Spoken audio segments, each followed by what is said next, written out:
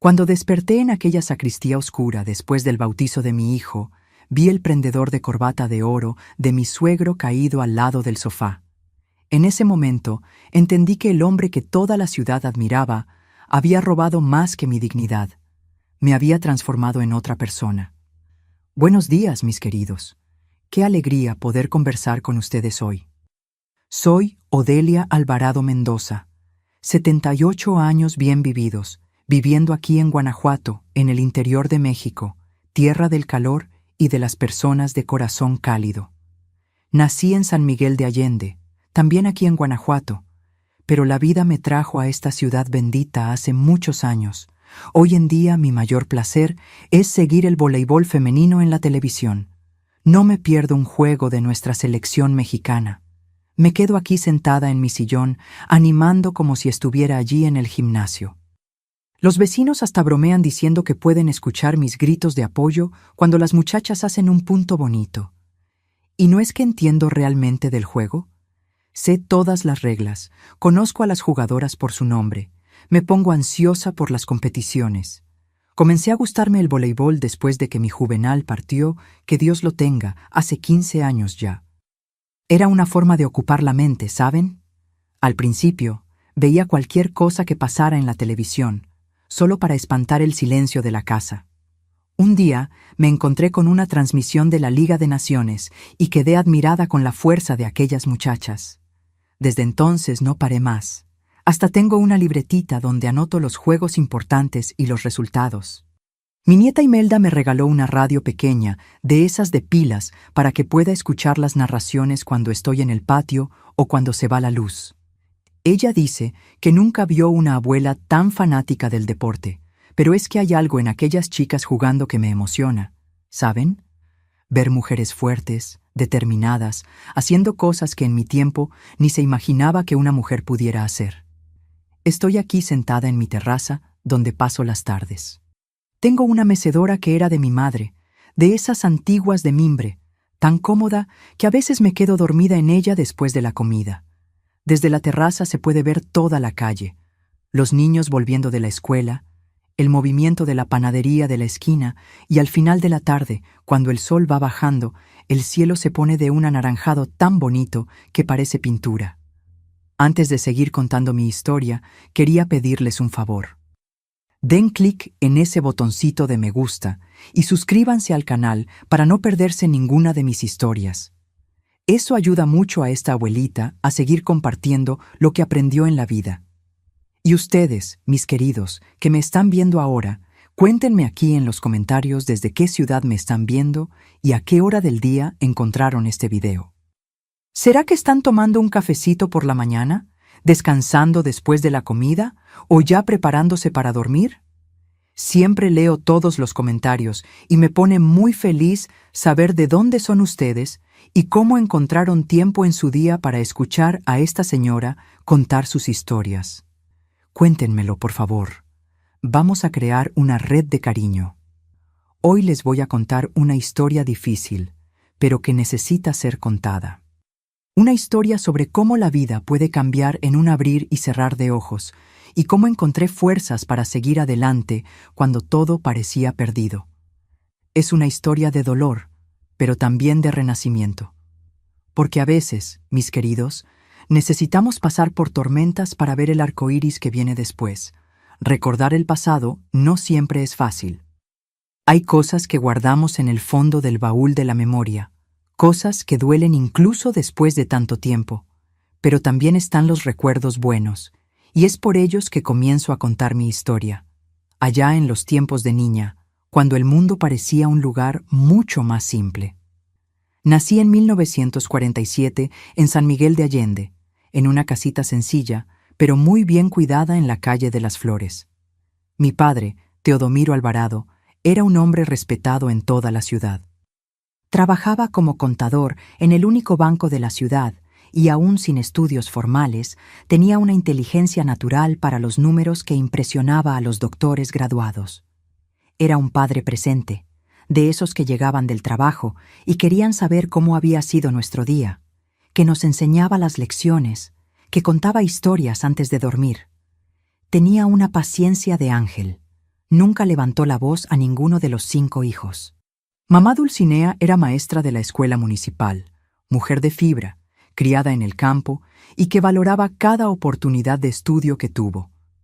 Ella siempre decía: «El estudio es la única herencia que nadie les quita». Se despertaba aún en la oscuridad para preparar el café de la familia. Después iba a dar clases, volvía a la hora de la comida para cocinar para todos y aún encontraba tiempo para ayudarnos con las tareas y hacer trabajos de costura para complementar los ingresos de la casa. No sé de dónde sacaba tanta energía. Éramos 5 hermanos. Yo, la mayor, después venía Eustaquio, 2 años menor, después las gemelas Nair y Nadir, y por último el pequeñito Olivio, que nació cuando yo ya tenía años. Nuestra casa vivía llena de risas y movimiento. Mis hermanos eran mis mejores amigos y protectores. Eustaquio, aun siendo menor, se creía el guardián de las hermanas. Si algún niño nos molestaba en la escuela, él iba a reclamar, aunque fuera flaquito y pequeño para su edad. Las gemelas eran inseparables y tenían un lenguaje propio que solo ellas entendían. ¿Y Olivio? Ah, ese era el consentido de toda la familia.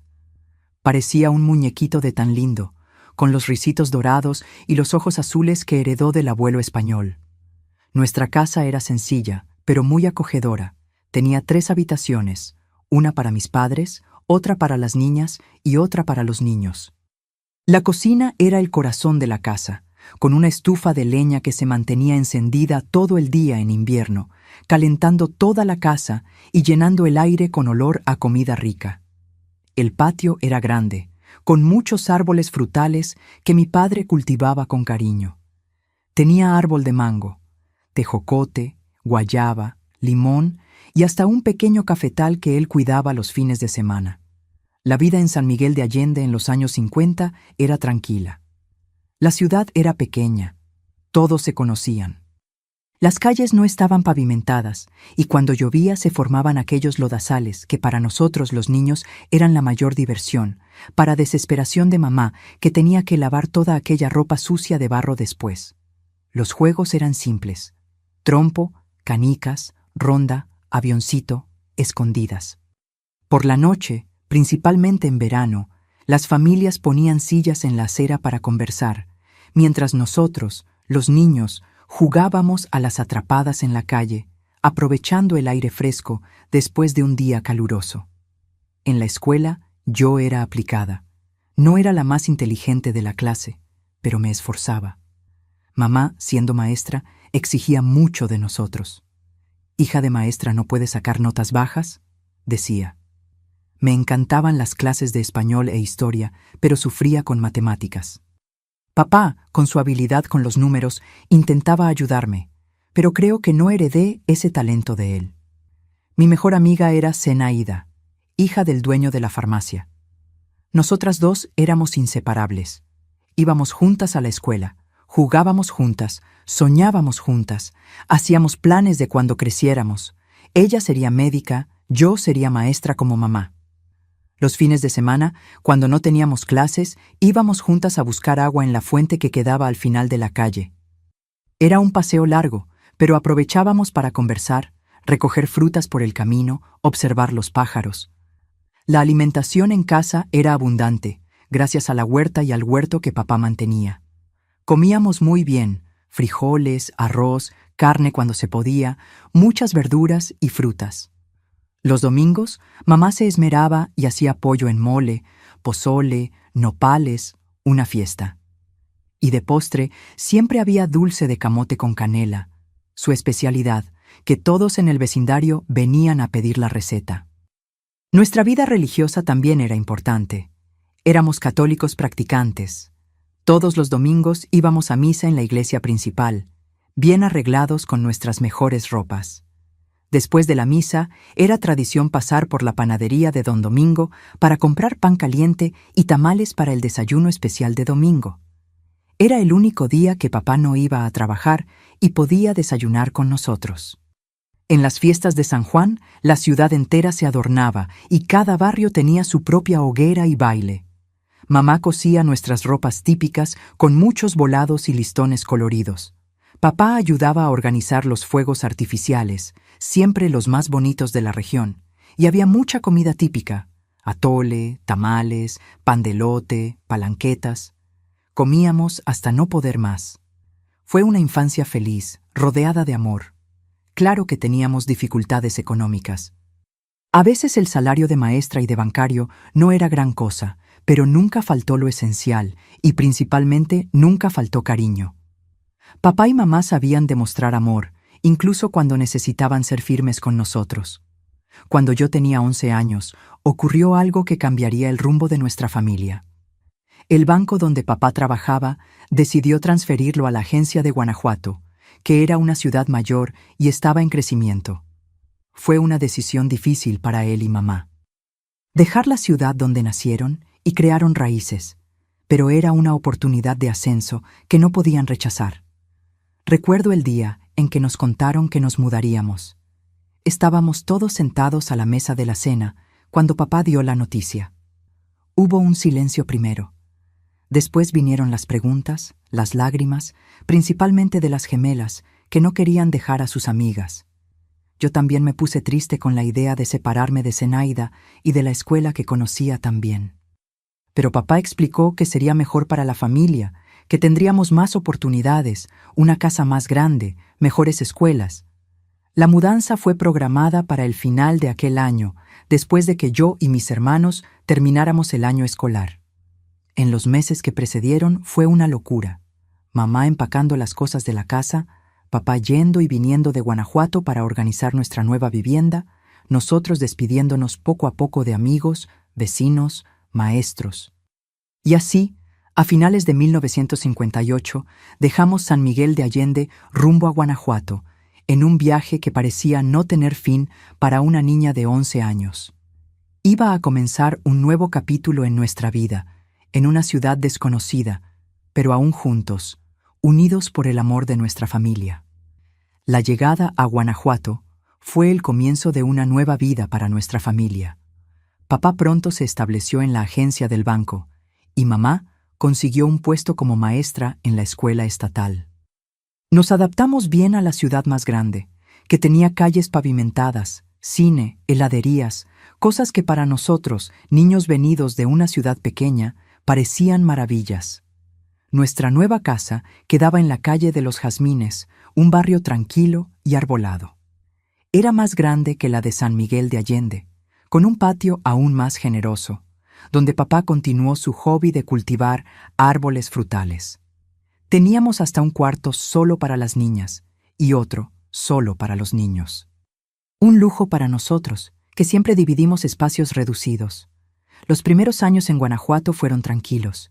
Hice nuevas amistades en la escuela, especialmente con Durbalina, hija del dueño de la panadería, que se convirtió en mi compañera de todas las horas. Las gemelas pronto se hicieron amigas de las niñas del vecindario y Eustaquio se volvió la estrella del equipo de fútbol de la escuela. Olivio, aún pequeño, era el consentido de todos los maestros con sus risitos dorados y su manera dulce. Fue en esa época que comencé a interesarme por los deportes. La escuela tenía una maestra de educación física, doña Gersina, que organizaba campeonatos entre las clases. Yo nunca había sido muy buena en actividades físicas, pero doña Gersina vio algo en mí y me animó a participar en el equipo de voleibol. «Niña, tienes altura y agilidad, vas a ser una gran jugadora», decía. Y fue así que descubrí una pasión que me acompaña hasta hoy. El tiempo fue pasando, y antes de que nos diéramos cuenta, ya estábamos completamente integrados a la vida de Guanajuato. Papá fue ascendido a gerente del banco. Mamá se convirtió en coordinadora de la escuela, y nosotros, los niños, crecíamos sanos y felices. Cuando cumplí 15 años, en 1962, papá organizó una fiesta de quinceañera para mí, algo que nunca habíamos hecho antes por cuestiones financieras.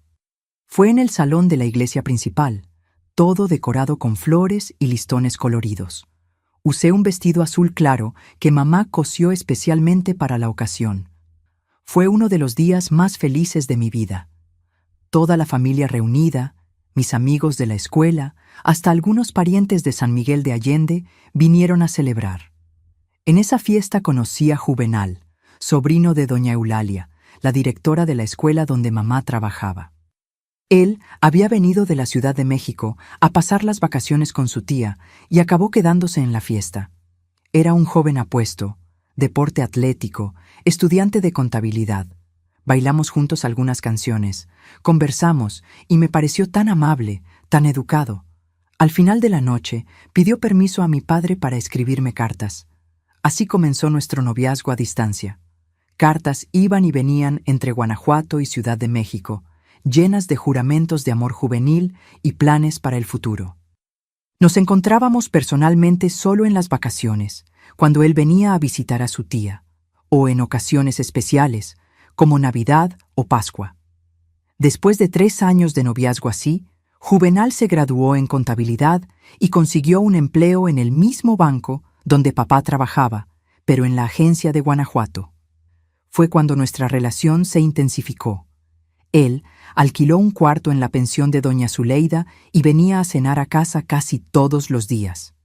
Papá lo adoraba, veía en él a un joven trabajador y honesto con futuro prometedor. Mamá también lo aprobaba, siempre diciendo que tenía buenos modales y venía de buena familia. En 1967, cuando yo tenía 20 años y Juvenal 23, me pidió matrimonio. Fue una noche de domingo después de la cena en familia. Había traído un pequeño paquete, un anillo de compromiso sencillo, pero que para mí valía más que cualquier joya cara.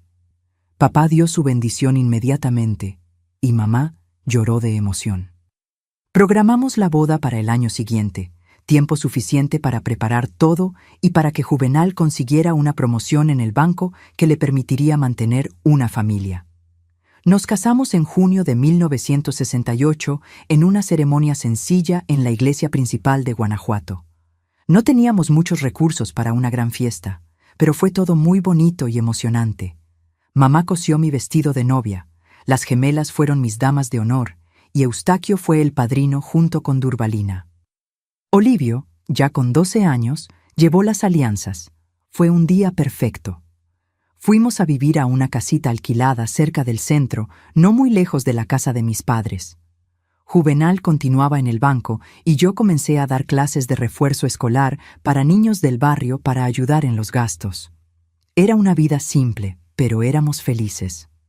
En los primeros años de matrimonio, aprovechamos para disfrutar la vida de a dos, viajar un poco por el interior de México, conocer nuevos lugares.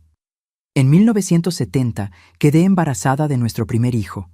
El embarazo fue tranquilo y en mayo de 1971 nació nuestro Gerardo, un niño fuerte y sano, idéntico a su padre. Juvenal se mostró un padre dedicado desde el primer momento, cambiando pañales, dando baño, ayudando en todo, algo raro para los hombres de aquella época. Mis padres quedaron encantados con el nieto y mis hermanas se turnaban para venir a ayudar en los primeros meses. 2 años después, en 1973, vino nuestra Elena, una niña preciosa, de ojos verdes como los de mi abuela materna. Y en 1975 completamos nuestra familia con el nacimiento de Matías, nuestro pequeñito. La vida seguía su curso normal, con las alegrías y desafíos de criar a 3 niños pequeños. Juvenal había sido ascendido a gerente asistente en el banco, lo que mejoró nuestra situación financiera. Conseguimos comprar una casa propia, más grande, con patio para que los niños jugaran. Yo volví a dar clases de refuerzo cuando Matías cumplió 2 años. En 1979 comenzaron a ocurrir cosas extrañas. Juvenal pasaba más tiempo fuera de casa, decía que eran exigencias del trabajo, reuniones que se extendían por la noche. A veces llegaba con olor a bebida, algo que nunca había sido común antes. Cuando yo lo cuestionaba, se irritaba. Decía que yo no confiaba en él, que estaba imaginando cosas. A principios de 1980, Juvenal enfermó muy gravemente de repente, una fiebre alta que no pasaba, tos persistente. El médico diagnosticó neumonía grave y tuvo que ser internado. Me desesperé, con 3 hijos pequeños para cuidar y mi marido en el hospital. Mis padres fueron fundamentales en ese momento, ayudando con los niños mientras yo me turnaba entre casa y hospital. Fue durante esa internación que conocimos a Ernesto, el padre de Juvenal. Ellos no tenían mucho contacto. Juvenal había sido criado por su madre después de la separación de sus padres, cuando él aún era niño. Ernesto supo de la internación por casualidad, a través de un conocido en común, y apareció en el hospital trayendo flores y ofreciendo ayuda. Al principio me mostré recelosa. Juvenal siempre habló poco de su padre, y lo poco que dijo no era positivo. Pero Ernesto se mostró tan solícito, tan preocupado por su hijo, que poco a poco bajé la guardia. Era un hombre elegante, cerca de los 60 años, bien vestido, de habla pausada y educada. Era dueño de una pequeña empresa de transporte en Guanajuato y vivía solo desde que su segunda esposa había fallecido algunos años antes.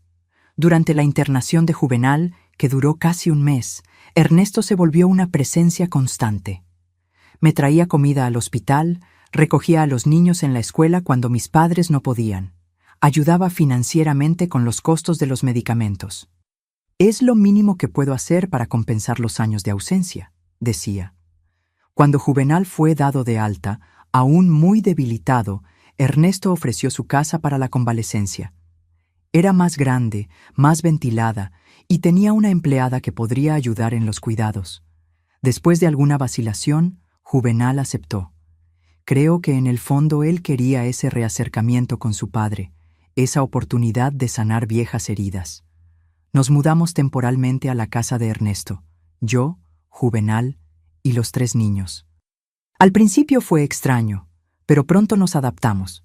A los niños les encantó el abuelo que acababan de conocer, especialmente porque él los mimaba con regalos y golosinas. Juvenal parecía feliz con la reconciliación y yo me sentía aliviada por tener ayuda en los cuidados con mi marido, aún convaleciente.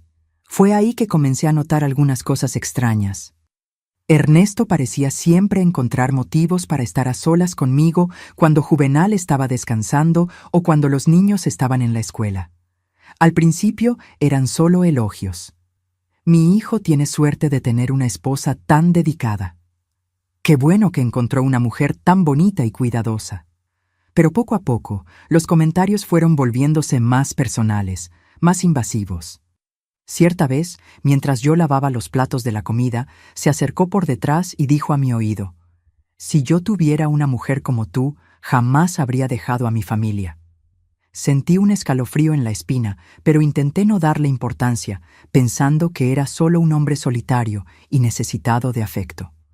Otro día entró en la habitación, donde yo me estaba cambiando de ropa sin tocar. Fingí no notar su mirada prolongada mientras me apresuraba a ponerme la bata. «Ah, disculpa, pensé que era la habitación de Juvenal», dijo, pero no salió inmediatamente, como sería natural. Comencé a sentirme incómoda, pero no sabía cómo abordar el asunto con Juvenal, que parecía tan feliz con el reacercamiento con su padre. No quería ser la responsable de crear un nuevo distanciamiento entre ellos. Además, parte de mí dudaba de mis propias percepciones. Tal vez estaba exagerando. Tal vez eran solo los modales de un hombre de otra generación. La situación empeoró cuando Juvenal volvió al trabajo, aunque fuera a media jornada. Ernesto comenzó a hacer insinuaciones más directas, a tocar mi brazo o mi espalda accidentalmente cuando pasaba por mi lado, a hacer comentarios sobre cómo Juvenal no me daba el valor que yo merecía. Una tarde, mientras los niños estaban en la escuela y Juvenal en el banco, Ernesto me acorraló en la cocina. «Una mujer como tú necesita un hombre que sepa apreciarla de verdad», dijo, intentando besarme a la fuerza. Conseguí empujarlo y corrí a la habitación, cerrando la puerta con llave. Me quedé allí, temblando, hasta oír su coche saliendo del garaje. Aquella noche conté todo a Juvenal. Esperaba apoyo, indignación, protección, pero su reacción me dejó perpleja. Primero dudó de mi historia. Mi padre nunca haría algo así. Después insinuó que yo podría haber dado motivos. «Andas vistiéndote de una manera que llama la atención». Por fin, pidió que yo no creara problemas. «Finalmente nos reconciliamos. No arruines esto con celos tontos». Fue como una bofetada. El hombre que yo conocía, que yo amaba, parecía haber sido reemplazado por un extraño. Decidí entonces que necesitábamos volver a nuestra casa cuanto antes, reconciliación o no. Dije a Juvenal que los niños extrañaban su propio espacio, que él ya estaba lo suficientemente bien para volver a casa, que ya habíamos abusado demasiado de la hospitalidad de Ernesto. Después de alguna resistencia, Juvenal accedió y volvimos a nuestra casa la semana siguiente. Pensé que eso resolvería el problema, que pondría suficiente distancia entre mí y Ernesto, pero estaba equivocada. Ernesto comenzó a aparecer en nuestra casa sin avisar, siempre trayendo regalos para los niños, siempre encontrando excusas para quedarse cuando Juvenal no estaba. Pasé a encerrarme en la habitación con los niños cuando sabía que él vendría. Evitaba atender la puerta o el teléfono, pero Guanajuato era una ciudad pequeña y nos cruzábamos en las calles, en el mercado, en la iglesia. En una de esas ocasiones, en el estacionamiento del mercado, se acercó a mí mientras yo ponía las compras en el coche y dijo con una sonrisa que no llegaba a los ojos: «Puedes huir cuanto quieras, mi querida, pero soy un hombre paciente y siempre consigo lo que quiero». Fue ahí que realmente sentí miedo, que no era apenas un viejo solitario con deseos inapropiados. Había algo calculador, casi depredador, en la manera como me miraba, como si yo fuera una presa y él estuviera apenas aguardando el momento correcto para atacar. Intenté hablar con Juvenal nuevamente, pero él continuaba ciego a la verdadera naturaleza de su padre. «Estás obsesiva con esto», decía. «Mi padre solo está intentando ser amable, compensar el tiempo perdido con la familia». Con cada conversación de estas, yo sentía una distancia mayor creciendo entre nosotros. En 1981, Matías cumplió 6 años y Ernesto insistió en organizar una gran fiesta de cumpleaños para el nieto. Juvenal se entusiasmó con la idea. El padre tenía conexiones en la ciudad. Podría hacer una celebración mucho más grandiosa de lo que nosotros conseguiríamos con nuestros recursos limitados. Reticente, acabé cediendo, pensando en los niños, en cómo se pondrían felices con una fiesta bonita. La fiesta fue en el club de la ciudad, con payasos, pastel de 3 pisos, regalos caros para Matías y recuerdos lujosos para los invitados. Ernesto hizo cuestión de invitar a personas importantes de Guanajuato: el alcalde, concejales, empresarios. Era como si quisiera mostrar su poder, su influencia. Durante toda la fiesta se quedó a mi lado, presentándome a los invitados como mi querida nuera, siempre con la mano en mi hombro o cintura, en un gesto que para los otros podría parecer afectuoso, pero que me hacía sentir como una posesión. Aquella noche, después de que los niños se durmieron exhaustos de la fiesta, Juvenal me sorprendió con una noticia. Su padre le había ofrecido una sociedad en el negocio de transportes y él estaba considerando dejar el banco para aceptar la oferta. «Es una oportunidad única», argumentó. «Podríamos ganar mucho más dinero, dar una vida mejor a los niños». Sentí un nudo en el estómago. Era lo último que yo quería. Juvenal, trabajando lado a lado con Ernesto todos los días, quedando aún más bajo su influencia. Intenté argumentar, hablar de los riesgos de dejar un empleo estable en el banco, de la inexperiencia de él en el ramo de transportes.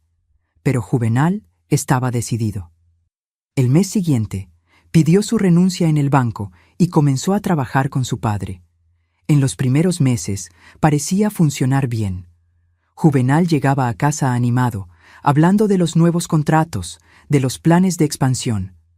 Ernesto mantenía una distancia respetuosa de mí cuando estábamos en público o cuando Juvenal estaba cerca. Comencé a pensar que tal vez él hubiera desistido o que tal vez yo realmente hubiera exagerado en mis percepciones. Pero entonces las cosas comenzaron a cambiar. Juvenal pasó a llegar cada vez más tarde, siempre con excusas sobre reuniones de negocios que se extendían. Cuando yo cuestionaba, él se ponía irritado, defensivo. El dinero, que al principio era abundante, comenzó a escasear. Cuando yo preguntaba sobre las finanzas, recibía respuestas vagas sobre inversiones y tiempos difíciles en el sector. Fue cuando Elena comenzó a tener pesadillas. Despertaba en medio de la noche, gritando, diciendo que había un hombre aterrador en su habitación. Intenté calmarla, diciendo que era solo un sueño, pero ella insistía con ojos desorbitados de miedo. Se queda mirándome, mamá. Se queda parado en la puerta mirándome. Comencé a sospechar. Pasé a cerrar las puertas y ventanas religiosamente antes de dormir. Puse una silla contra el picaporte de la habitación de los niños, pero las pesadillas de Elena continuaban y ahora Gerardo también decía sentir miedo durante la noche. Una noche desperté con un ruido en la cocina. Juvenal había salido para una reunión de negocios y aún no había vuelto. Tomé la lámpara de la mesita de noche, la única arma que tenía a mano, y bajé las escaleras silenciosamente. No había nadie en la cocina, pero la puerta trasera estaba entreabierta cuando yo estaba segura de haberla cerrado con llave antes de dormir. Al día siguiente, confronté a Juvenal. Él se rió de mi preocupación. «Te estás volviendo paranoica», dijo. «Probablemente olvidaste cerrar la puerta. Eso es todo». Pero yo sabía que no había olvidado. Algo estaba mal, muy mal, y yo comenzaba a sentir que estaba sola en esa percepción. Las cosas llegaron al ápice cuando, en agosto de 1982, Elena y Matías fueron bautizados. Hasta entonces, con la vida ajetreada, solo Gerardo había sido bautizado cuando bebé. El padre sugirió que hiciéramos el bautizo de los otros dos hijos y Ernesto inmediatamente se ofreció para ser el padrino de ambos y para organizar la celebración. Juvenal quedó radiante con la idea, viéndolo como una señal más de la reconciliación plena con su padre. Yo me resistí. No quería a Ernesto aún más entrelazado en nuestras vidas con la autoridad espiritual de padrino sobre mis hijos. Pero como siempre fui voto vencido. Ernesto transformó el bautizo en un evento grandioso. Alquiló el salón de la iglesia, contrató banquete, decoración lujosa, hasta una pequeña orquesta para tocar durante la recepción. Invitó a toda la ciudad, una vez más, mostrando su poder e influencia. En la iglesia sostenía a Elena y Matías como si fueran sus propios hijos, recibiendo las felicitaciones de los invitados con una sonrisa orgullosa. Durante la fiesta que siguió en el salón de la iglesia, me sentía cada vez más incómoda. Había algo en el aire, una tensión que no conseguía nombrar. Ernesto estaba en todas partes, siempre siendo el anfitrión perfecto, siempre encontrando un motivo para estar cerca de mí. En determinado momento, cuando yo estaba sentada sola en una mesa apartada, observando a los niños jugar, Ernesto se acercó con un vaso de agua.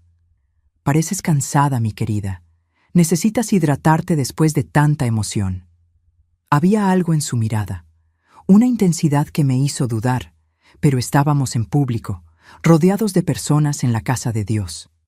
¿Qué mal podría haber en aceptar un vaso de agua?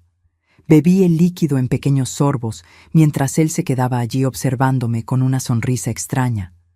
Pocos minutos después, comencé a sentir un mareo, una somnolencia que no tenía sentido. Intenté levantarme, pero mis piernas parecían hechas de algodón. Vi a Juvenal acercarse preocupado y oí vagamente a Ernesto decir: «Debe estar exhausta, pobrecita.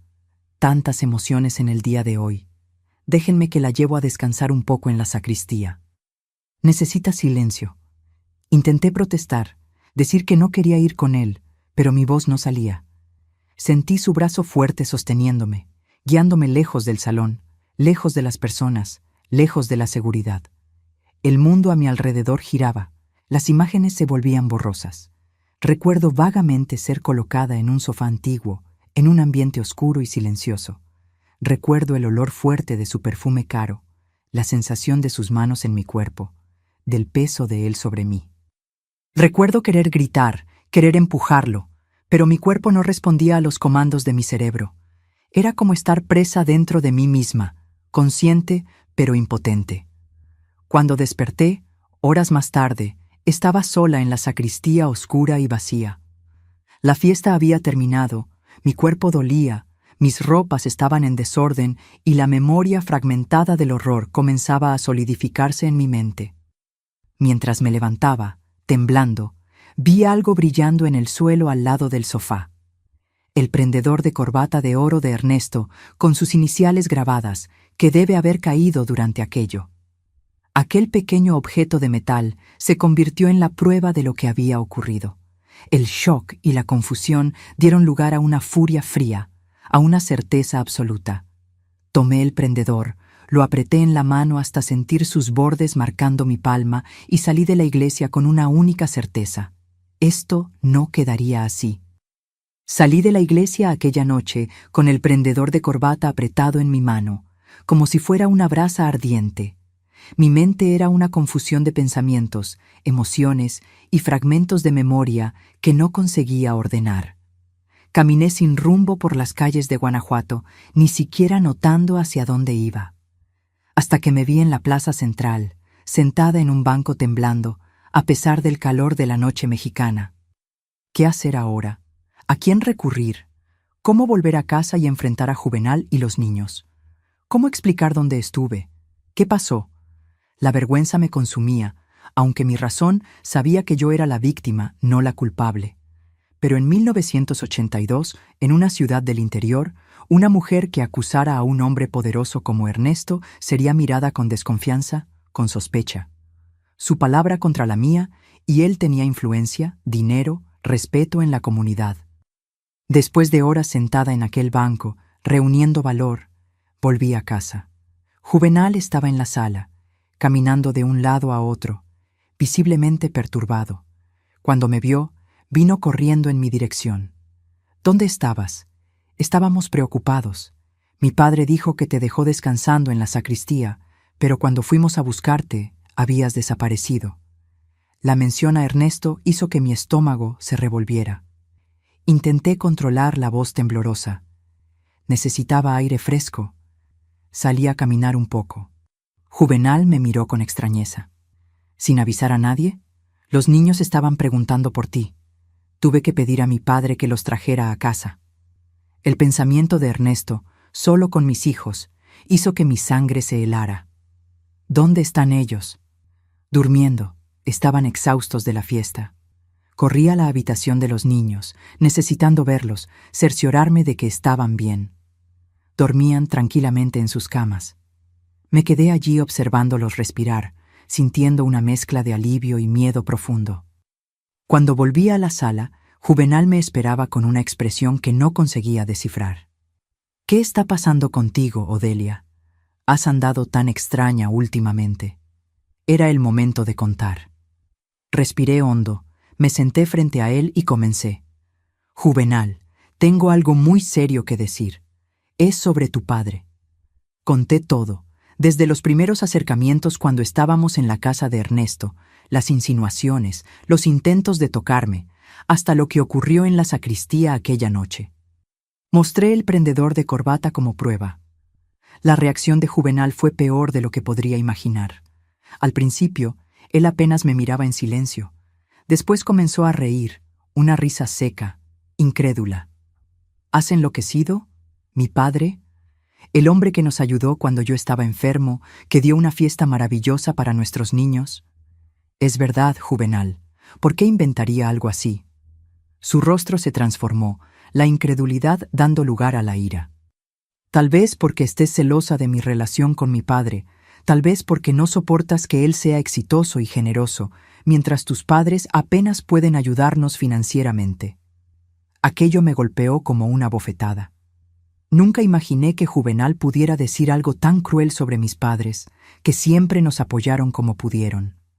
¿Cómo puedes decir eso? Mis padres siempre estuvieron a nuestro lado. Pero no pueden darnos lo que mi padre puede. ¿No es así? Una vida mejor, oportunidades, contactos. ¿Es eso lo que importa para ti? ¿El dinero de él? ¿Los contactos de él?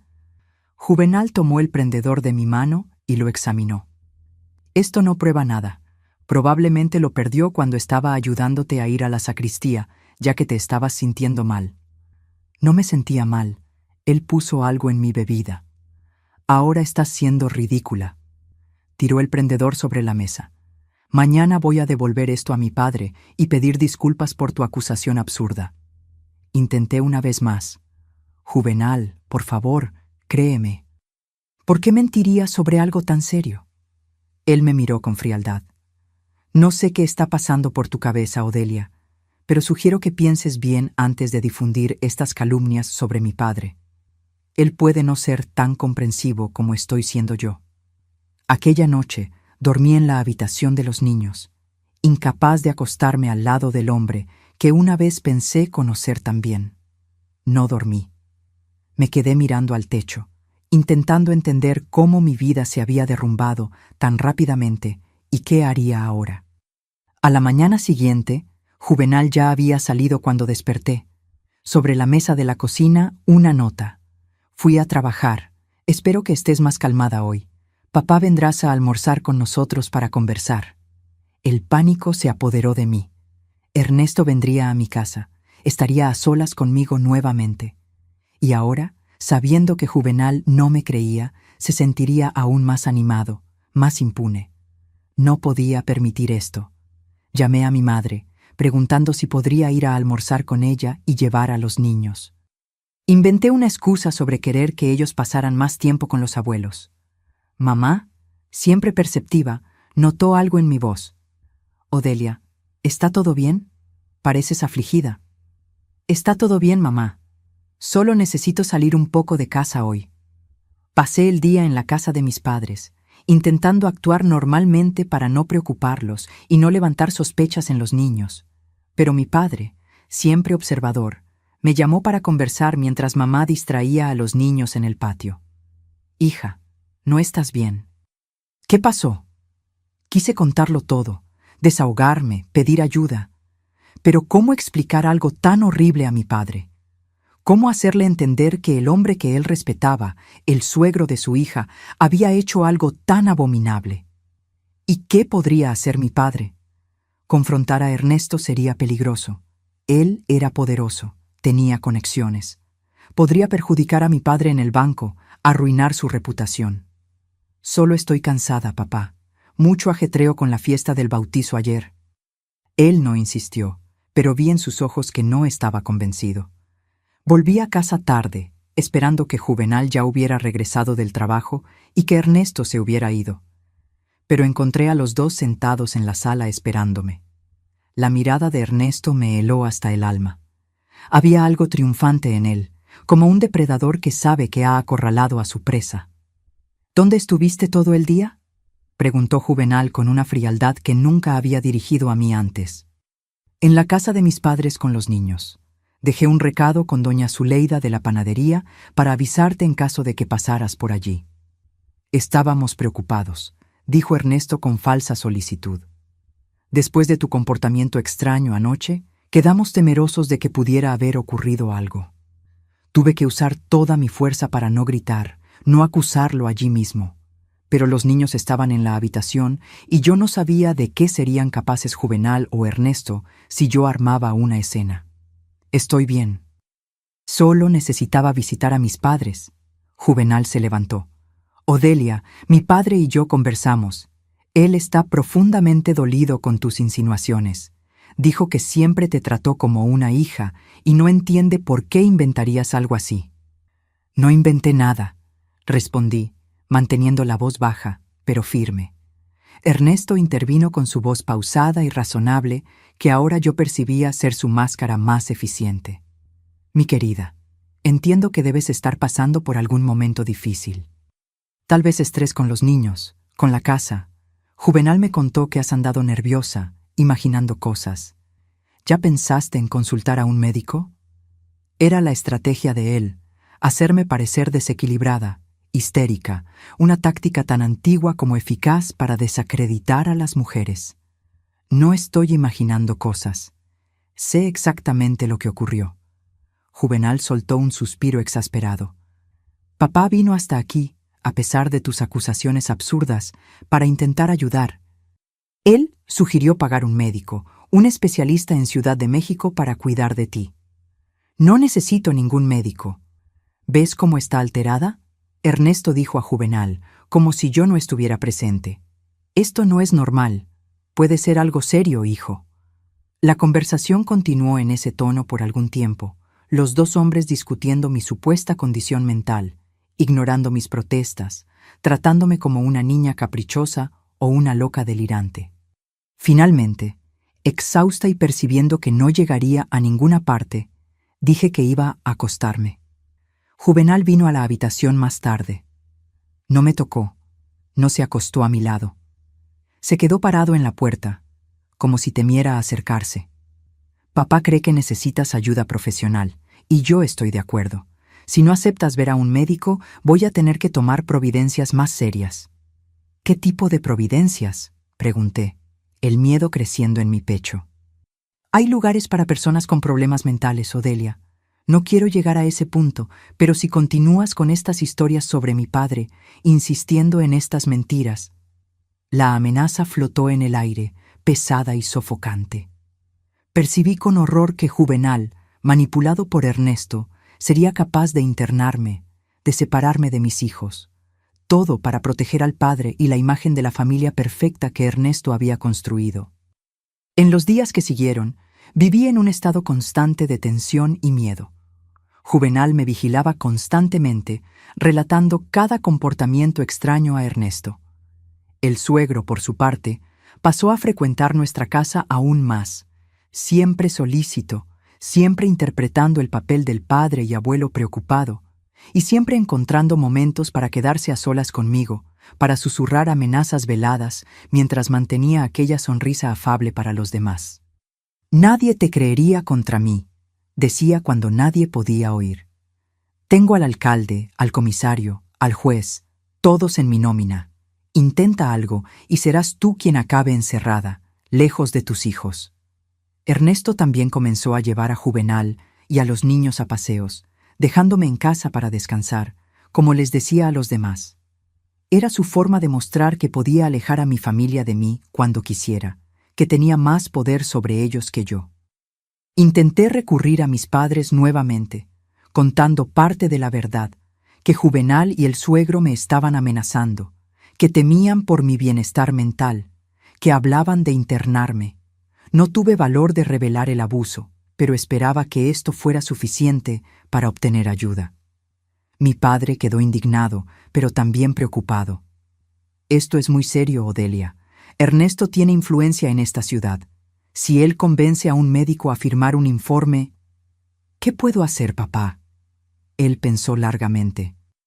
«Tal vez sea mejor que tú y los niños vengan a quedarse con nosotros por un tiempo hasta que esta situación se calme». Pero cuando intenté salir de casa con los niños al día siguiente, Juvenal apareció inesperadamente del trabajo, vio las pequeñas maletas que yo había preparado y explotó. «¿A dónde piensas que vas? ¿Vas a llevar a mis hijos sin mi permiso? Vamos apenas a pasar unos días con mis padres. Los niños los extrañan». «Mentira». «Estás huyendo, ¿no es así? Después de todas tus historias locas sobre mi padre, ahora quieres desaparecer con mis hijos». La discusión escaló rápidamente. Juvenal gritaba. Yo intentaba mantener la calma para no asustar a los niños, que observaban todo con ojos desorbitados de miedo. En determinado momento, él agarró mi brazo con fuerza, dejando marcas moradas que durarían días. «No vas a ninguna parte, y mucho menos vas a llevar a mis hijos». Fue Gerardo, con apenas 11 años, quien intervino. «Para, papá, estás lastimando a mamá». Juvenal pareció despertar de un trance, mirando su propia mano, aún apretada en mi brazo. Me soltó lentamente, pero su mirada aún era dura. «Nadie sale de esta casa, ¿entendido?». Aquella noche, Juvenal llamó a Ernesto, contando lo ocurrido. Al día siguiente, mi suegro apareció con un hombre que presentó como Dr. Gilberto, un especialista en enfermedades nerviosas de Ciudad de México, que coincidentemente estaba en Guanajuato. El médico me hizo preguntas invasivas sobre mis pensamientos, mis delirios sobre Ernesto, mi intento de fuga con los niños. No importaba lo que yo respondiera. Era claro que él ya tenía un diagnóstico listo, encargado y pagado por Ernesto. «Ella necesita tratamiento», dijo finalmente a Juvenal, como si yo no estuviera en la sala. «Está sufriendo de histeria, posiblemente con delirios persecutorios. Tengo una clínica en Ciudad de México, donde podríamos cuidar de ella adecuadamente». «No voy a ninguna clínica», protesté, el pánico dominándome. «¿Viste cómo está alterada? observó el médico. Es típico de estos casos. La resistencia al tratamiento es parte del cuadro clínico. Juvenal parecía genuinamente angustiado, dividido entre la lealtad al padre y algún vestigio de amor por mí. ¿No hay otra opción? ¿Medicamentos que ella pueda tomar en casa? El doctor Gilberto pareció reticente, pero accedió a recetar algunos remedios para calmar los nervios. Entregó a Juvenal un frasco de comprimidos con instrucciones explícitas. 3 por día y garantiza que ella los tome. Volveré en una semana para evaluar si está funcionando. Si no hay mejoría, tendremos que considerar la internación. Después de que salieron, Juvenal me entregó el primer comprimido con un vaso de agua. Toma, es por tu propio bien. Miré aquella pequeña píldora blanca, sintiendo que era otra trampa, otra forma de controlarme, de silenciarme. Pero, ¿qué podría hacer si me negaba? Sería una prueba más de mi inestabilidad, un motivo más para alejarme de mis hijos. Me puse el comprimido en la boca, bebí el agua, pero tan pronto como Juvenal se dio vuelta, escondí la píldora debajo de la lengua y después la escupí cuando fui al baño. Tendría que continuar con esta farsa, fingir que estaba tomando los remedios, fingir que estaba mejorando mientras buscaba una forma de escapar de aquella situación. Los días que siguieron fueron una pesadilla de vigilancia constante. Juvenal pasó a trabajar más en casa, saliendo apenas cuando Ernesto venía a cuidarme. Los niños fueron instruidos a reportar cualquier comportamiento extraño mío. Mis padres, cuando intentaban visitarme, eran recibidos con excusas. Yo estaba descansando, estaba indispuesta. El médico había recomendado reposo absoluto. Me fui volviendo una prisionera en mi propia casa, aislada de cualquier apoyo externo, vigilada constantemente, amenazada con la separación de mis hijos si no me comportaba adecuadamente, lo que significaba aceptar los abusos de Ernesto en silencio, fingir que nada había ocurrido, tomar los remedios que me dejarían dopada y vulnerable. Ernesto, por su parte, se volvió cada vez más osado. Aparecía cuando Juvenal no estaba. Entraba en mi habitación sin tocar. Hacía comentarios sobre mi cuerpo delante de los niños. Todo de forma lo suficientemente sutil para que, si yo protestaba, pareciera otra imaginación mía. Una tarde, mientras yo preparaba la comida y los niños estaban en la escuela, él llegó sin avisar. Entró en la cocina con aquel andar confiado de quien se siente dueño del lugar. Y de cierta forma, él lo era. Había tomado posesión de mi casa, de mi familia, de mi vida. «Mi querida nuera», dijo, acercándose por detrás mientras yo cortaba verduras. «Siempre tan dedicada, tan buena ama de casa». Sus manos se posaron en mis hombros, descendiendo lentamente por mis brazos. Sentí su aliento caliente en mi nuca. «Sabes, todo sería mucho más fácil si colaboraras. Juvenal no necesitaría saber nada. Los niños tendrían una vida confortable. Tú tendrías todo lo que quisieras». Apreté el cuchillo en la mano, sintiendo un odio que nunca había experimentado antes. Por un momento, solo un momento, consideré darme vuelta rápidamente y acabar con todo aquello. Pero la imagen de mis hijos me detuvo. ¿Qué sería de ellos si yo fuera presa? Quedarían bajo la custodia de Juvenal y Ernesto. La idea era insoportable. En vez de eso, mantuve la calma. Respiré hondo y dije con la voz más firme que conseguí: «Quita tus manos de mí ahora». Él se rió, aquella risa suave y controlada que yo había aprendido a odiar. «¿O qué? ¿Vas a gritar? ¿Llamar a tu marido? Nadie te creería, querida, especialmente ahora que todos saben de tus problemas mentales». En aquel momento, la puerta de entrada se abrió. Era Elena, volviendo más temprano de la escuela porque se había sentido mal. Ernesto se alejó rápidamente, componiendo su máscara de abuelo afectuoso. «Mi nietecita, ¿qué pasó? ¿No te sientes bien?» Elena, con sus 9 años, miró de Ernesto a mí, pareciendo sentir la tensión en el aire, a pesar de las sonrisas forzadas. «Me duele la cabeza», dijo vacilante. «Ven acá, deja que el abuelito cuide de ti». Él extendió los brazos, pero Elena retrocedió viniendo a mi lado. «Quiero a mamá», dijo, agarrándose a mi falda. Vi un destello de irritación en los ojos de Ernesto, rápidamente sustituido por preocupación fingida. Claro, claro. Tu madre sabe cuidar mejor de estas cosas de niña. Se volvió hacia mí. Bien, me voy entonces. Dile a Juvenal que pasé por aquí. Y Odelia, piensa en lo que conversamos.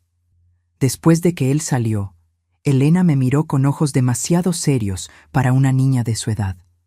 Mamá, ¿el abuelito te hizo algo? La pregunta me tomó por sorpresa.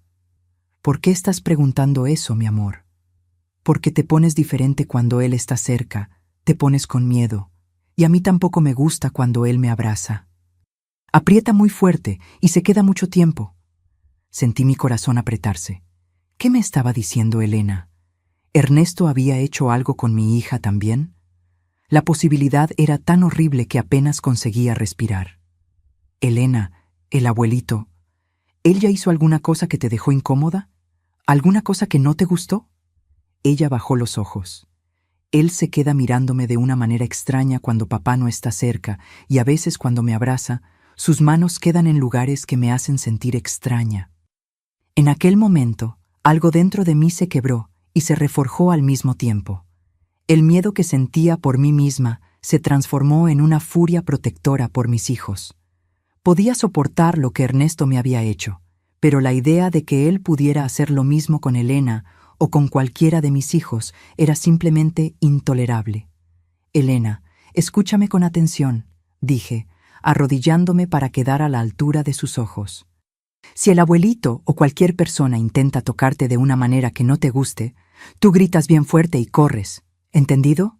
Y siempre, siempre me cuentas. Ella asintió seria.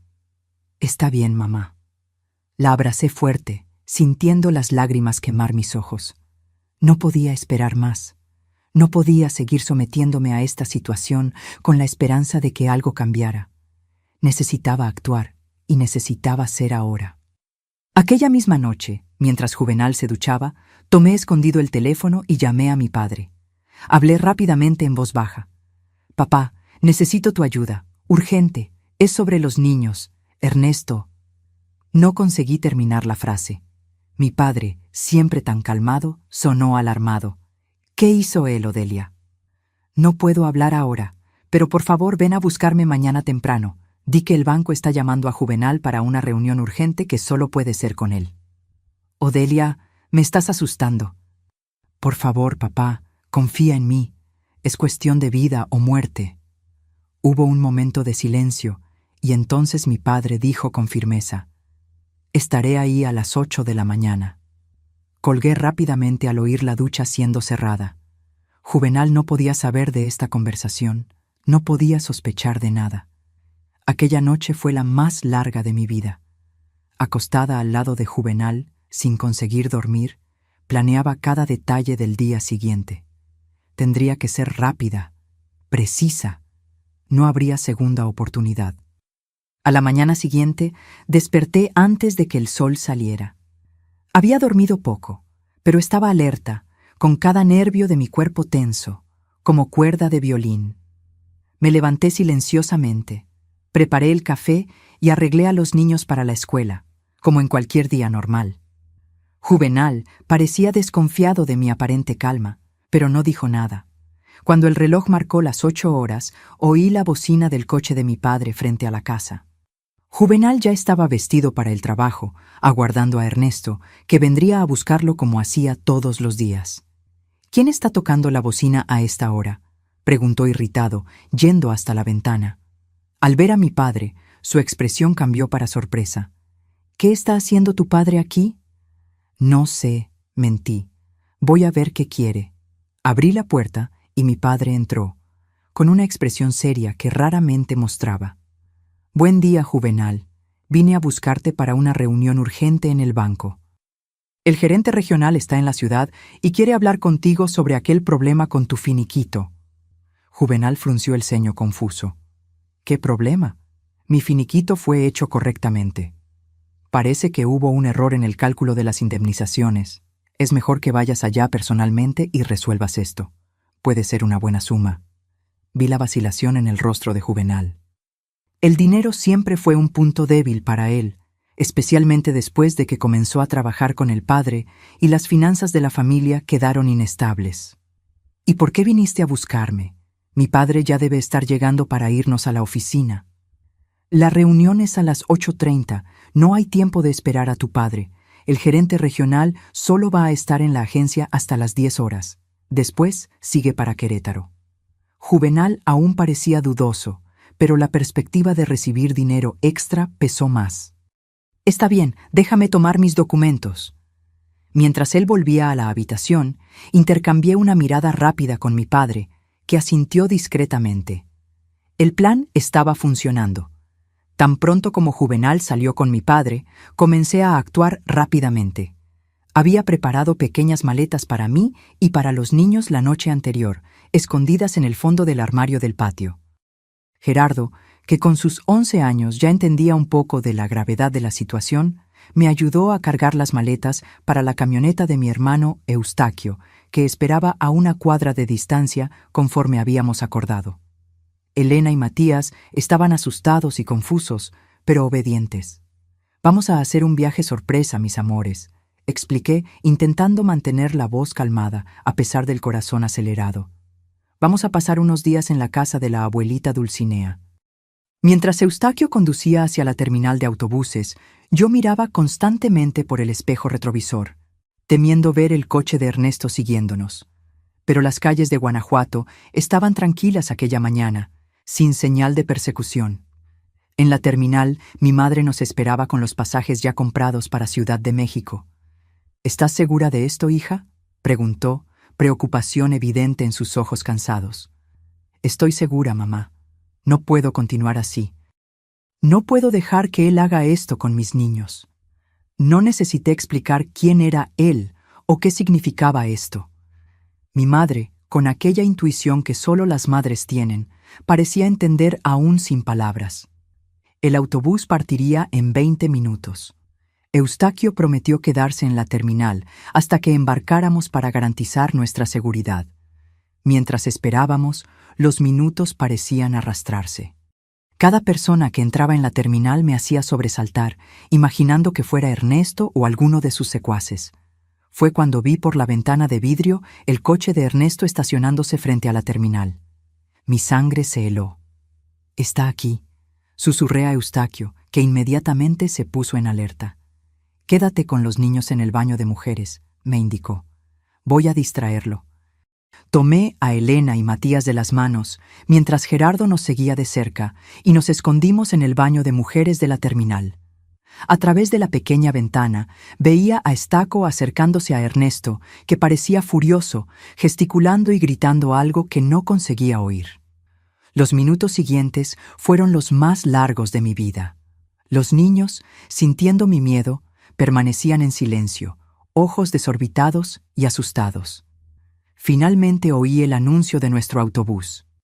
Necesitábamos salir del baño y embarcar, pero Ernesto aún podría estar allá afuera. Fue entonces que mi madre entró al baño. «Vengan rápido. Tu hermano está distrayendo a Ernesto del otro lado de la terminal. Tenemos que correr». Con el corazón en la garganta, tomé a los niños y salimos del baño. Mamá nos condujo por un camino alternativo, pasando por el área de carga hasta la plataforma donde nuestro autobús aguardaba. Embarcamos apresuradamente, y solo cuando el autobús comenzó a moverse es que me permití respirar. Mirando por la ventana, vi a Ernesto corriendo en dirección al autobús, gritando y gesticulando, pero ya era demasiado tarde. Estábamos rumbo a Ciudad de México, lejos de él, lejos de Juvenal, lejos de aquella pesadilla, pero sabía que la fuga era apenas el comienzo. Ernesto era un hombre poderoso, con conexiones en muchos lugares. Él no desistiría fácilmente. Y Juvenal, manipulado por el padre, ciertamente me acusaría de secuestrar a los niños. Durante el viaje, mientras los niños finalmente dormían, exhaustos por la tensión y la excitación, planeé mis próximos pasos. En Ciudad de México, nos quedaríamos inicialmente en la casa de mi tía Normelia, hermana de mamá, que vivía en un barrio alejado donde sería difícil encontrarnos. De allí, buscaría ayuda legal e intentaría construir una nueva vida para mí y mis hijos. Lo que no esperaba era la violencia de la reacción de Ernesto. Al día siguiente de nuestra fuga, invadió la casa de mis padres en Guanajuato, amenazándolos y exigiendo saber nuestro paradero. Afortunadamente, mi padre ya había previsto esto y estaba con 2 amigos policías. Cuando Ernesto llegó, el suegro fue obligado a retirarse, pero no sin antes hacer amenazas terribles. «Te vas a arrepentir de esto, Teodomiro», gritó desde la acera mientras era escoltado fuera. «Nadie quita a mis nietos de mí, nadie». Por teléfono supe que Juvenal estaba devastado con mi traición, como él la llamaba. Creía firmemente que yo había enloquecido, que había inventado historias sobre su padre y ahora había secuestrado a sus hijos. Entró con una petición de búsqueda y aprehensión de los niños, alegando que yo era mentalmente inestable y representaba un peligro para ellos. Fue el momento más oscuro de mi vida. Sola en una ciudad grande, con 3 niños pequeños para sostener, siendo casada por el hombre que me violó y por el marido que eligió creerle a él en vez de a mí. Hubo noches en que lloré hasta no tener más lágrimas, cuestionando si había hecho la elección correcta, si no debería haber soportado un poco más, tragado mi dolor y quedado callada por el bien de los niños. Pero entonces recordaba la mirada de Elena cuando habló sobre el abuelo. Recordaba las manos de Ernesto en mi cuerpo, recordaba las amenazas de internarme y sabía que no había otro camino. El giro vino de donde menos esperaba. Doña Zuleida, la dueña de la pensión donde Juvenal había vivido cuando llegó a Guanajuato, era conocida por su discreción y bondad. Ella había presenciado mi desesperación creciente en los últimos meses. Había visto los cambios en Juvenal. Había observado el comportamiento de Ernesto. Y más importante, tenía una sobrina que trabajaba como empleada doméstica en la casa de Ernesto y que a lo largo de los años había presenciado comportamientos perturbadores de él con otras mujeres y niñas. Fue doña Zuleida quien, arriesgando mucho, viajó hasta Ciudad de México para encontrarme y ponerme en contacto con su sobrina, Norma. Y fue Norma quien, superando el miedo de perder el empleo y posiblemente mucho más, aceptó testificar contra Ernesto. Con ese apoyo inesperado, busqué un abogado especializado en derechos de las mujeres, Dr. Armando, indicado por un grupo de apoyo a mujeres víctimas de violencia en Ciudad de México. Él escuchó mi historia con atención y respeto, algo que yo no experimentaba hacía mucho tiempo. Lo que describes es un caso clásico de abuso de poder y manipulación, dijo después de oír mi relato completo. Infelizmente, es muy común en situaciones donde hay gran diferencia de poder e influencia. Pero con el testimonio de Norma y las evidencias que tenemos, como el prendedor de corbata, podemos construir un caso fuerte. Bajo la orientación del doctor Armando, entré con una acción judicial contra Ernesto por agresión sexual y contra Juvenal por negligencia y abuso psicológico. También solicité la custodia completa de los niños, con derecho de visita supervisada para Juvenal después de la evaluación psicológica. Los meses que siguieron fueron una batalla judicial extenuante. Ernesto usó toda su influencia para intentar desacreditarme, contratando a los mejores abogados, difundiendo rumores sobre mi supuesta inestabilidad mental, llegando hasta a sobornar funcionarios del juzgado para atrasar procesos y perder documentos importantes. Juvenal, por su parte, oscilaba entre la rabia y la súplica. Un día enviaba cartas amenazadoras a través de su abogado. Al siguiente, imploraba para ver a los niños, prometiendo que todo sería diferente. Pero en ningún momento admitió la posibilidad de que yo estuviera hablando la verdad sobre su padre. El juicio fue marcado para marzo de 1983. En las semanas que lo precedieron, viví en constante estado de alerta, temiendo que Ernesto o sus hombres intentaran encontrarme, temiendo por la seguridad de los niños, temiendo que el sistema judicial, tan frecuentemente falible para mujeres en mi situación, me fallara también. En la víspera del juicio, recibí una llamada inesperada. Era doña Eulalia, tía de Juvenal y directora de la escuela donde mamá trabajaba. No hablábamos desde mi fuga de Guanajuato. «Odelia», dijo ella, la voz temblorosa. «Necesito contarte algo que debería haber dicho hace mucho tiempo». Lo que ella reveló en las horas siguientes cambió todo. Ernesto, su cuñado, había abusado de ella cuando joven. Fue por eso que ella nunca se casó, nunca tuvo hijos. El miedo y la vergüenza la silenciaron por décadas. Pero al saber de mi caso, al oír cómo Ernesto continuaba depredando mujeres, ella no podía quedarse callada. «Voy a testificar mañana», dijo ella, determinación evidente en su voz. «Ya es tarde para justicia en mi caso, pero no en el tuyo». Con el testimonio de doña Eulalia, sumado al de Norma y las evidencias físicas que yo había guardado, el caso contra Ernesto ganó fuerza. En el tribunal, a pesar de los intentos de sus abogados de desacreditarme, de pintarme como una esposa vengativa y mentalmente inestable, la verdad prevaleció. El juez, un hombre más joven y menos susceptible a la influencia de Ernesto que muchos en Guanajuato, escuchó atentamente todos los testimonios. Cuando llegó mi turno de hablar, conté todo: el creciente aislamiento, las amenazas veladas, la medicación forzada y finalmente el horror en la sacristía después del bautizo. La sentencia vino 2 semanas después. Ernesto fue considerado culpable de agresión sexual y coacción, condenado a 4 años de prisión, aunque cumplió apenas 1 gracias a sus abogados y conexiones. Juvenal no fue considerado cómplice directo, pero perdió la custodia de los niños, recibiendo apenas derecho a visitas supervisadas después de completar terapia obligatoria.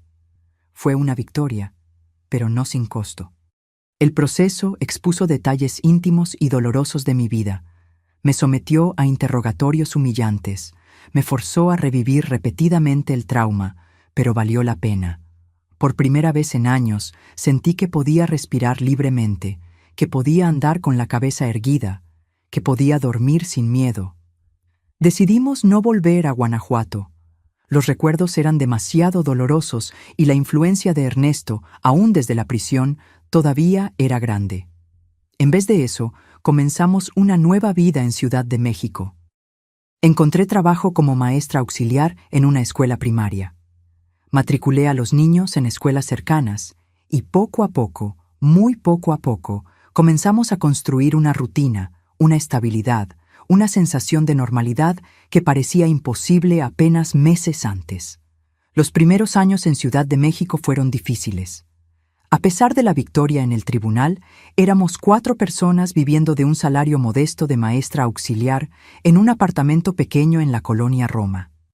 Los niños sintieron el impacto del cambio brusco, de la ausencia del padre, de las nuevas escuelas y amigos.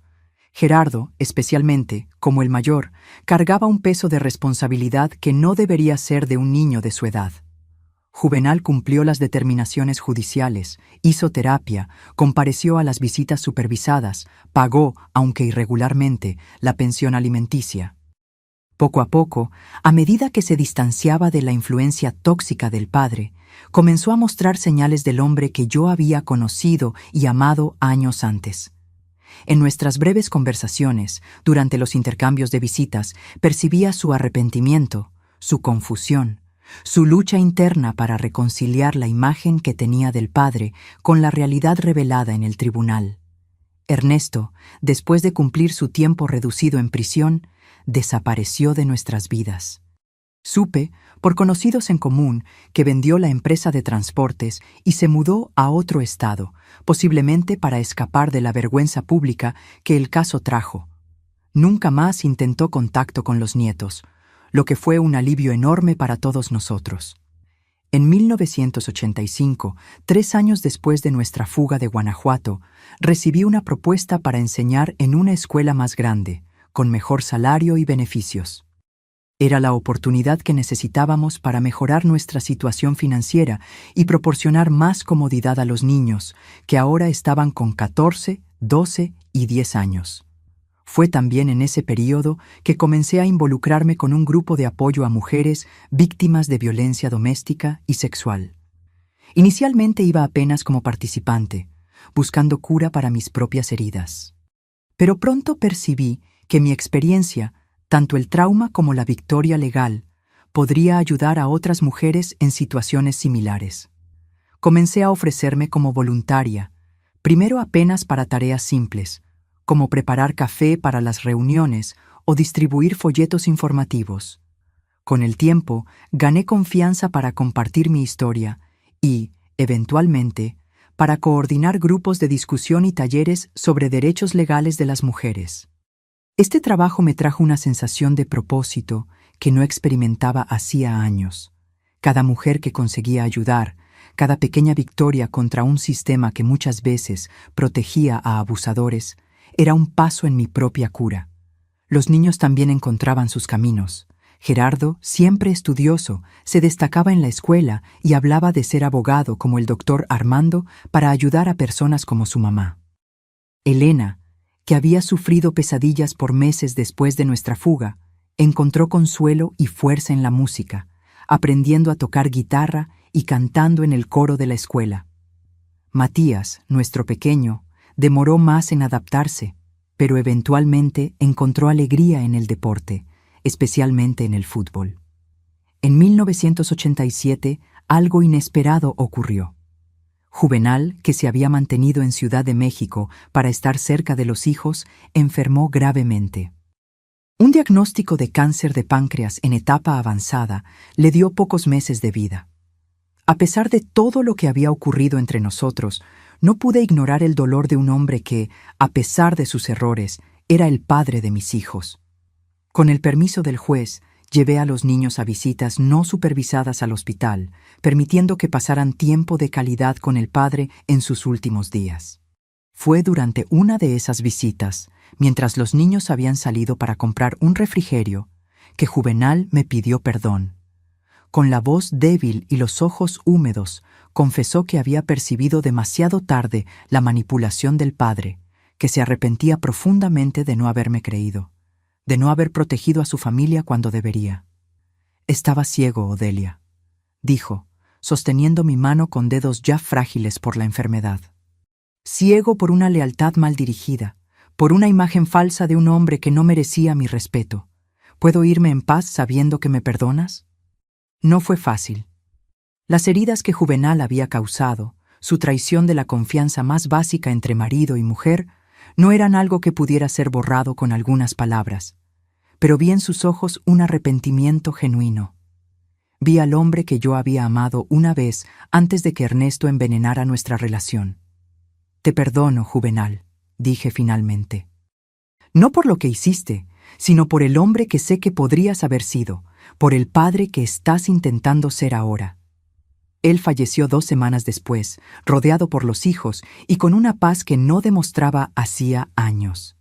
Fue un momento agridulce, triste por la pérdida del padre que los niños amaban, pero también un cierre de un capítulo doloroso en nuestras vidas. Después de la muerte de Juvenal, sentí una extraña libertad. No había más visitas supervisadas para coordinar. No había más el peso de la rabia y el resentimiento que, a pesar del perdón, aún cargaba. Podíamos verdaderamente comenzar de nuevo. Fue en esa época que tomé una decisión que sorprendió hasta a mí misma. Volveríamos a Guanajuato, no por nostalgia o añoranza, sino porque, con la muerte de Juvenal y la desaparición de Ernesto, no había más nada que temer allí. Además, el costo de vida era menor. Yo podría estar cerca de mis padres que estaban envejeciendo y los niños podrían reconectarse con sus raíces. La vuelta no fue fácil. Guanajuato era una ciudad pequeña, donde los chismes corrían rápido y las memorias eran largas. Muchos aún se acordaban del escándalo, del juicio, de las acusaciones contra un hombre que una vez fuera respetado en la comunidad. Había miradas de soslayo, susurros cuando pasábamos, puertas que se cerraban. Pero también estaban aquellos que nos acogieron con los brazos abiertos. Doña Zuleida, cuya valentía en ayudarme cuando más lo necesité, nunca olvidé. Mis padres, cuya casa siempre fue un refugio de amor incondicional. Antiguas colegas de la escuela donde enseñé, que ahora me ofrecían un puesto de vuelta. Compramos una casa pequeña, pero confortable en la calle de las Acacias, no muy lejos de la casa de mis padres. Los niños, inicialmente resistentes a la idea de volver a la ciudad que asociaban a recuerdos dolorosos, acabaron adaptándose bien. Encontraron viejos amigos hicieron nuevos y la vida comenzó a ganar una rutina tranquila que hacía mucho no experimentábamos. Fue en Guanajuato, irónicamente en la misma ciudad donde sufrí tanto, que encontré mi mayor alegría. El trabajo en la Casa de la Mujer, un centro de apoyo a mujeres víctimas de violencia que ayudé a fundar en 1990. Usando la experiencia que gané en Ciudad de México, junto con algunas mujeres extraordinarias de la comunidad, creamos un espacio donde mujeres podían encontrar no apenas ayuda legal y psicológica, sino también solidaridad, comprensión y esperanza. La Casa de la Mujer se volvió mi segundo hogar, mi misión. A lo largo de los años, ayudamos a cientos de mujeres a escapar de relaciones abusivas, a buscar justicia contra agresores, a reconstruir sus vidas.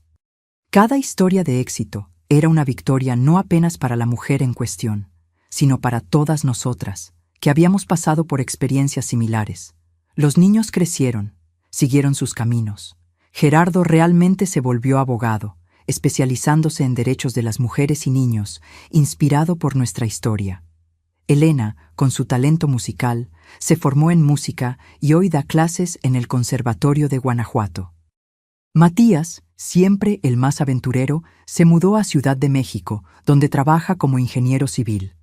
En 2010, a los 63 años, me jubilé oficialmente del magisterio, pero continué mi trabajo en la Casa de la Mujer como voluntaria. Fue también en esa época que descubrí mi pasión por el voleibol femenino. Siempre me gustaron los deportes, desde las clases con doña Gersina en la escuela, pero nunca tuve mucho tiempo para practicarlos o seguirlos durante los años difíciles de crianza de los hijos y establecimiento de la carrera. Todo comenzó cuando Elena me invitó a ver un partido de la selección mexicana de voleibol femenino en la televisión. Quedé fascinada por la fuerza, determinación y trabajo en equipo de aquellas mujeres. Algo en ellas, tal vez la manera como superaban obstáculos, cómo se levantaban después de cada caída, cómo celebraban juntas cada victoria, resonó profundamente en mí. Desde entonces no me pierdo un partido. Tengo camisetas de la selección, conozco a las jugadoras por su nombre, sigo competiciones nacionales e internacionales. Mis amigas bromean que soy la abuelita más fanática del voleibol de Guanajuato y acepto el título con orgullo. Hoy, a los 78 años, miro hacia atrás y veo una vida que, a pesar de sus dolores y desafíos, fue bien vivida. Tengo 3 hijos maravillosos, 6 nietos adorables y la satisfacción de saber que ayudé a hacer una diferencia positiva en la vida de muchas mujeres. El dolor nunca desaparece completamente. Hay días en que los recuerdos vuelven, en que aún siento el peso de las manos de Ernesto, la mirada de traición de Juvenal. Pero esos momentos son cada vez más raros, cada vez más distantes. Y cuando vienen, tengo mis métodos para alejarlos. Enciendo la televisión para ver voleibol. Llamo a uno de mis hijos o nietos. Voy hasta la Casa de la Mujer para ver cómo puedo ayudar. La vida sigue, y aprendí que la mejor venganza contra aquellos que intentaron destruirnos es vivir bien, vivir plenamente, vivir con propósito y alegría. Mi rutina hoy es tranquila y llena de pequeñas alegrías cotidianas.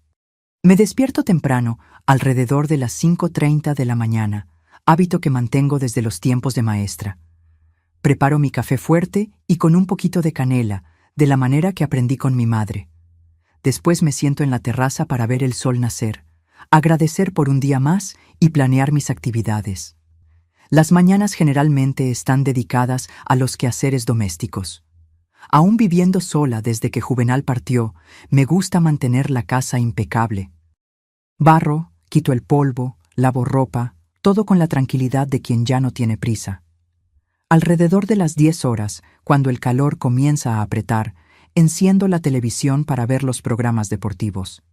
Tengo una TV pequeña en la cocina. Así puedo oír las noticias sobre voleibol mientras preparo la comida. ¡Ah! ¿Cómo me animo cuando hay partido de la selección mexicana? En esas ocasiones, mi casa se vuelve punto de encuentro. Mi hija Elena, que vive aquí en Guanajuato, viene con su marido Jerónimo. A veces, Matías consigue un permiso y viene de Ciudad de México. Gerardo, que vive en Querétaro, es más difícil que aparezca en días de semana, pero nunca falta en los partidos importantes. Hacemos una fiesta con derecho a palomitas, refresco y mucha gritería cuando nuestras muchachas hacen un punto difícil. Mis tardes varían conforme el día de la semana. Lunes y miércoles voy a la casa de la mujer, donde aún ayudo en la recepción y en el asesoramiento inicial a las mujeres que llegan por primera vez, asustadas y desorientadas, como yo estuve un día. Martes y jueves frecuento el grupo de la tercera edad en el centro comunitario. Hacemos gimnasia leve, jugamos dominó, conversamos sobre todo y sobre nada. Es un momento importante de socialización, especialmente para alguien de mi edad. Los viernes son especiales, día de comida con mis amigas de larga data. Somos 5 señoras, todas cerca de los 70 años, que nos reunimos religiosamente en el restaurante Sabor de Minas, en el centro de la ciudad. Durvalina, mi amiga desde la infancia. Zenaida, que se mudó a Guanajuato años después de mí. Gersina, mi antigua maestra de educación física, que ahora es una señora de 85 años, llena de energía. Y Norma, sí, la misma Norma que valientemente testificó contra Ernesto todos aquellos años atrás y que se volvió una amiga querida. En esas reuniones hablamos sobre nuestras familias, compartimos recetas, discutimos política, somos todas bastante opinativas, e inevitablemente recordamos los viejos tiempos. Reímos de historias antiguas, algunas veces lloramos al recordar a seres queridos que ya partieron, pero siempre salimos de allí con el corazón más ligero. Los fines de semana están dedicados a la familia.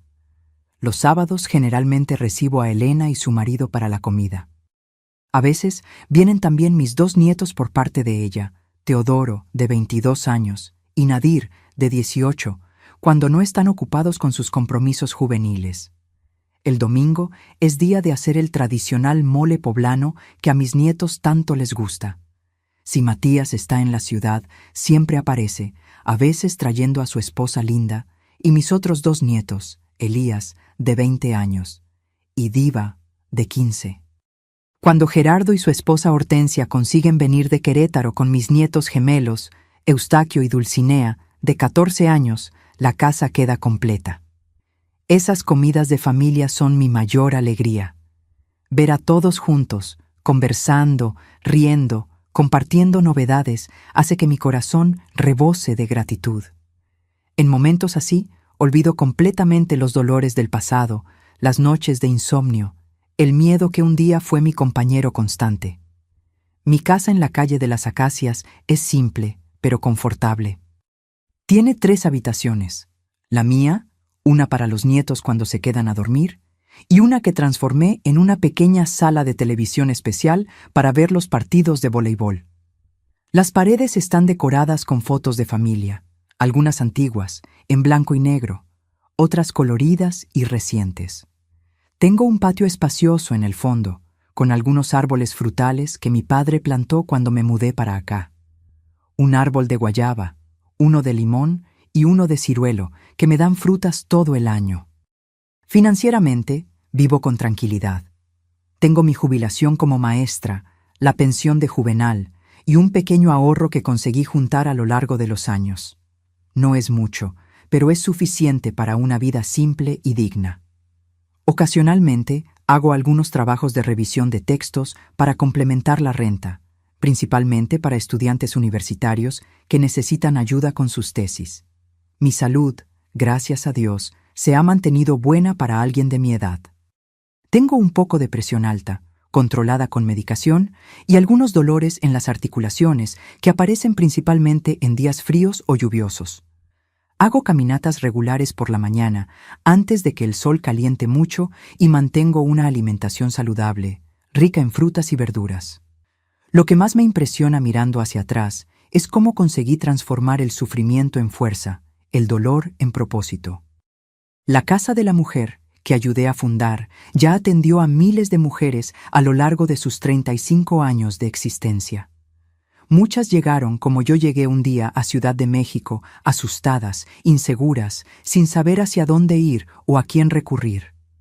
Ver a esas mismas mujeres meses o años después, fortalecidas, independientes, dueñas de sus propias vidas, es una recompensa que ningún dinero puede comprar.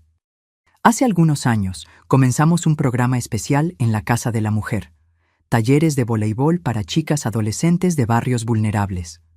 La idea surgió cuando percibí cómo el deporte puede ser una herramienta poderosa de autoconocimiento y empoderamiento. En el voleibol, así como en la vida, aprendemos a caer y levantarnos, a depender unas de otras, a celebrar pequeñas victorias, a superar derrotas.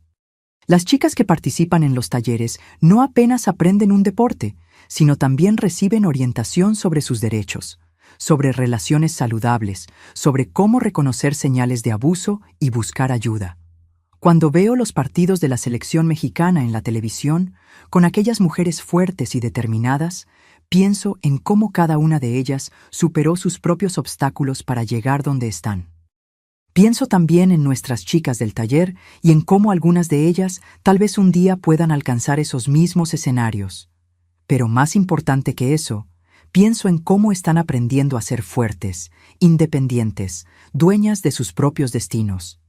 Si alguien me preguntara cuál fue la mayor lección que aprendí en mis 78 años de vida, diría que fue la importancia de tener voz, de hablar aun cuando el miedo nos dice que permanezcamos en silencio, de denunciar aun cuando el sistema parece estar contra nosotras, de compartir nuestras historias aun cuando son dolorosas, porque es a través de ellas que otras mujeres pueden encontrar el valor para escribir finales diferentes para sus propias historias.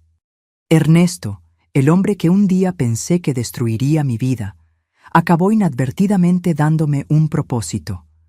A través del dolor que él causó, encontré mi misión de ayudar a otras mujeres, de luchar por un mundo donde historias como la mía se vuelvan cada vez más raras.